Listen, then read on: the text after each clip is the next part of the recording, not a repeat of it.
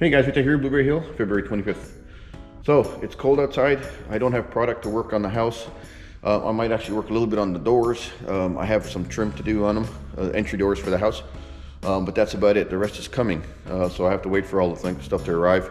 Everything's taken 2-3 weeks to get for whatever reason. There's probably a couple little things I can do, but it's 34 degrees out there. It's not too much fun working out there at the moment, so I'm in the garage playing with my new to me truck. It's a 22 Ram 2500 four-wheel drive night edition Laramie, and it's kind of tall. I'm 5'6", Angie is 5'2", so we're having fun getting in and out. Yeah, I know, four-wheel drive, it is what it is.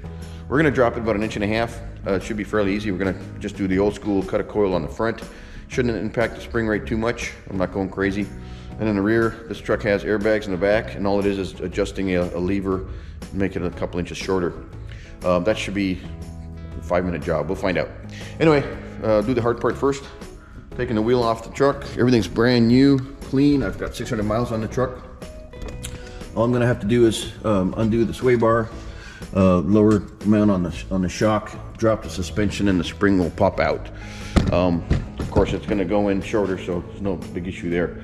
The one thing I'm gonna have to do is take the bump stop out. It pries out quite easily. People on the net are going crazy over how to get those out. It's not a big deal. Some people are using tie straps, etc. I tested it yesterday with a little pry bar, came out just fine. I'm gonna cut those down a little bit because I think they're like 3 inches thick. So 2.5, 3 inches thick. So we're gonna lobe them out a little bit so we have proper bump travel control, and we'll go from there. Anyway, I'm gonna switch over to time lapse and let's see how it goes. So here's the beginning of the mechanical stuff. Basically disconnect the sway bar so you can drop the axle properly from one side to the other. If you drop both sides, you probably don't have to do that, but I did one at a time. Once you drop it, then you disconnect the shock. Pretty straightforward. Everything's kind of like one bolt thing. I didn't have to disconnect the sway bar on the other side because once you unload one, the other side just kind of rides along. But anyway, easy peasy. So I basically took the wheels off. Once you drop the axle out, the springs come out just fine. I have the truck supported on the back part of the mounts for the swing arm, and we're going to continue. So you saw me pull the springs out easily in time lapse, but all we're going to do now is I'm going to modify the bump stops first, because that's the pain in the butt part, and then I'm just going to take one leaf of each spring out and call that good. And that's a simple process. You basically just cut.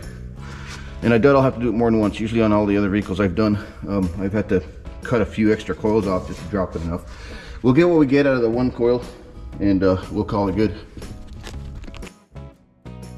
So the fun part about this is if you drop it, I was dropping it only 1.5 inches, so I took the bump stops off. And you just pry them out of the front. I've seen all kinds of weird stuff on the internet about taking them out, but I just use a pry bar screwdriver, basically popped them out. Cut them down on the bandsaw, roughly 1 inch, 1.25 inches-ish, and off I went. So some people cringe at cutting coils, but all it is it's just a math equation and the spring rate. So you count the number of coils, the thickness of the wire, and the diameter of the wire or the coil, and you calculate how much of the spring rate you have. Stock vehicles, they never really tell you what they are unless somebody's measured it out. But anyway, cutting one coil off when it was on the truck, kind of looked at it, and it was roughly around a 1.25 inch drop. So we'll see what we get out of this. I'm expecting about 1.5 inches, and that's kind of what it ended up being at you see the end of the video. Anyway, slow and steady. You don't want to use a torch or anything on springs. You just want to cut, keep the heat down, because these are tempered items to offer the spring rate. If you put heat on it, it's going to distemper the metal, and you will not have a spring. You'll have a piece of metal. So anyway, pretty straightforward. You just went right by the end of the coil, cut straight. And by the way, you can do this on these coils because the bottom end is kind of flat and it sits on the axle. The upper part has a little boot where the end of the spring wraps into the rubber boot part or the mount, and you can locate it. So pretty normal. Some springs, if they're tapered on the top and bottom, you cannot do this. You have to get a lowering spring. So anyway, just FYI. You can cringe at this if you want. It's very effective. Spring rate probably, I'm just gonna guess, it's probably 80 to another 100 pounds on these springs. Oh, they make very good wind chimes, yeah. So Anyway, there it is. No going back. All right, little black paint. So I like to not have rust and stuff on my vehicle, so I'm gonna spray the ends of what I just cut. I kind of ground them down a little bit so there's no sharp edges, and then I sprayed some black paint on it. Should be good to go. Right. So reassembly is reversal of disassembly. So you can see that the spring actually fits in there a little loosely now. The shock's not attached, so I'm going to jack the axle up, attach the shock, and then I'll go to the other side and do the same thing. And then we're going to tackle the. You saw me punch in the bump stops.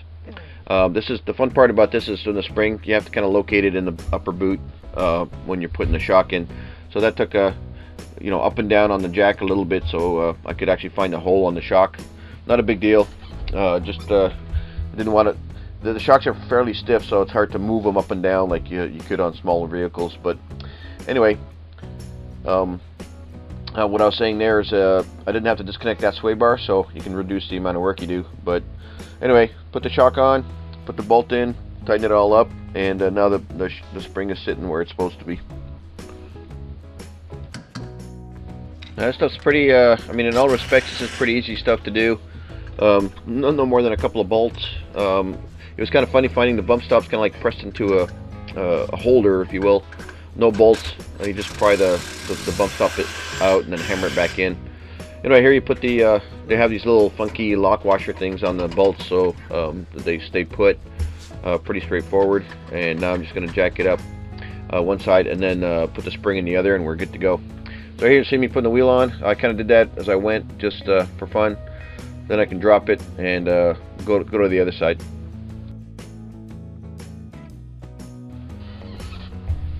There you go. So time lapse makes everything look pretty easy, right? Because you don't see anything that I had to do twice. But basically all I had to do here, aligning the bolt holes for the shock bolt was the worst thing. And then of course you have to make sure your end link goes into the sway bar properly and makes it all jive. So there you go, just tighten it up, and basically that was it. Put the wheel on and drop her on the ground and see what we got.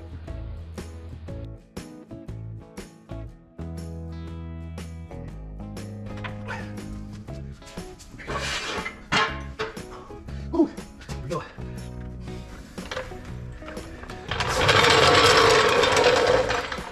Yeah, baby. There we go. We'll be ding dong. Minor drop. So I'd say it was here. I forgot to measure. Yeah, well, whatever. Anyway, it is what it is. It might settle down a little bit. We'll see. Should probably rock it back and forth. That was fun. This thing's heavy. All right, next is the rear, which should be pretty easy. I just got to do the bump stops, and it'll be under there in a second here. So I expected the rear to be a lot easier. Actually ended up being just a little more work because I had to figure out how to relocate the sensor mount, move it 1.5 inches up. I did measure the fender well before I took the wheels off. It was 41.5, and you'll see at the end of the video I measured out at 40, so I did a 1.5 inch drop as I expected. What I'm doing there is welding on a nut for the ball nut that goes to the sensor rod, and that was a very simple solution. I did drill a hole in there just so I didn't have to cut the nut down a little bit, but that was okay. Anyway, there you see me put that on. There's a sensor arm. They have one for each side, which is kind of interesting. I guess if you load it funny, they expect it to be slightly different amount of air in each airbag. But anyways, it worked out. So the bump stop, I had to modify that. When I took it off, you could see a 1-inch spacer there. That was an easy drop, and then I cut down the rest. Oh, the rear was more fun than the front. The front was a lot easier, right? So anyway, recap, I kind of relocated this pin. I welded on a little nut 1.5 inches further down. And then this should be obviously a little bit lower. I cut that down about 1 inch. And I took out the 1-inch spacer here for the bump stop, so should work for all the bump management. And I'm not going doing anything crazy for lowering it to the extreme, so nothing should happen there. It's only 1.5 inches lowering, well within the tolerance of the shocks and everything else. So we shall see how it rolls. I got one more side to do and then we're done. So here's a little better view. It's slightly sped up, so you don't have to bore you. But basically measured off 1.5 inches on the bracket. I could have actually welded it. I didn't have access, but I could have done that same mount on the outside where the arm is right now for the sensor. But in all the travel that this does, putting it on the front of the bracket was not a big deal, so that's where it went. And here you can actually see what the bump stop's all about. The little triangle looking thing, that's rubber. So it's on a mount, and there's a 1-inch spacer that goes between the bump stop and the frame. So you take that out, it relocates 1 inch, and then I cut down the bump stop a tiny bit so I have better clearance. You don't want to be riding on bump stops because that's kind of an infinite spring rate, and it'll make the car do very weird stuff. You don't want to be hitting bump stops at all.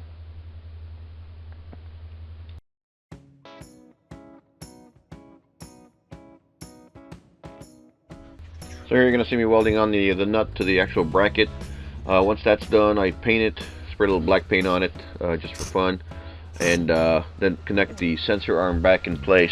You can see the bump stop already cut down and the spacer between the frame and the bump stop removed. This is the original height of the truck. Once we settle it down, basically all you have to do is open the door and it auto levels, and that's what I did, and it dropped it down perfectly 1.5 inches. So very happy about that. But anyway, pretty straightforward process on this. Just didn't expect to actually do any welding. I was going to tap the bracket and screw that ball nut in place, but that didn't work out. So anyway, there you go. That's basically the finished product. Put the wheels on and go. So I always put lug nuts on by hand first, make sure I got a couple of good threads, and I use the impact, a little DeWalt electric impact, just to slightly drive it in place, and then I'll do a final torque with your torque wrench once it's dropped on the ground.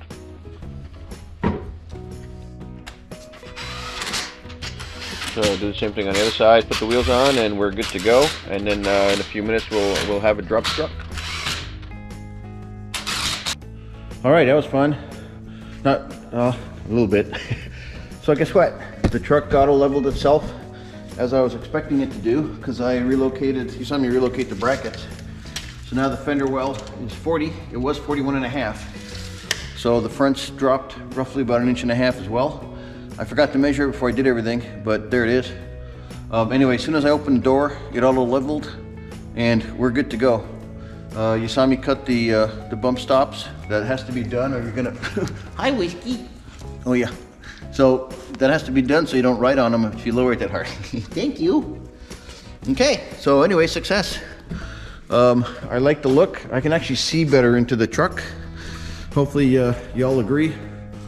It's not a drastic change. It was just something.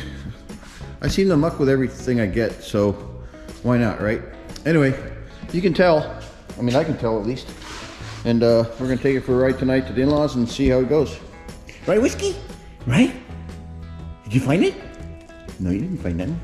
Okay. Anyway, that's it, guys. Fairly straightforward. No real mechanical stuff in the rear, right? It was just simply relocating the sensors, the arms, and you saw me weld the nuts on there. I measured 1.5 inch drop. It's exactly what I got. The front, I was guessing at how many coils from past experience of cutting coils I would get. I don't expect it to be any harsher. In fact, I hit a couple of bumps with it last week where it felt a little light. So this should actually stiffen up the front end just a little bit. Anyway, we'll see where we go. Thanks for watching. We'll catch you later. Bye.